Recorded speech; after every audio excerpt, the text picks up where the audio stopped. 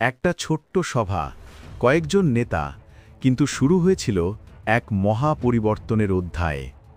আজ 3 মিনিটে জানব ইন্ডিয়ান ন্যাশনাল কংগ্রেস অর্থাৎ আইএনসি কেমন করে জন্ম নেয়, কারা ছিল প্রথম নেতৃত্ব, আর কেন এটি পরবর্তী স্বাধীনতা আন্দোলনের ভিত্তি হয়ে দাঁড়ায়।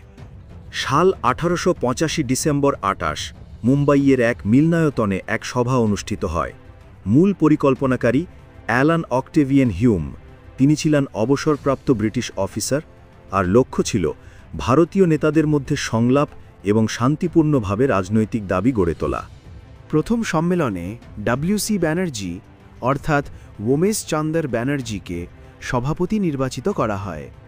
আইএনসি এর প্রথম সদস্যরা ছিলেন ইংরেজি শিক্ষিত আইনজীবী, শিক্ষক ও জমিদার। তারা মূলত কনসারভেটিভ বা মডারেট ধারার ছিলেন, অর্থাৎ নরম কূটনৈতিক ও সাংবিধানিক পথেই পরিবর্তন চান।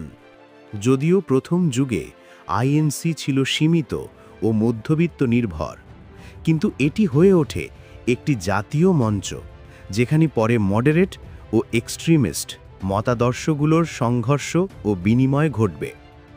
পরবর্তী দশকগুলোতে আইএনসি থেকেই উঠে আসে দিগন্ত বদলানো নেতা ও জনমুখী আন্দোলন।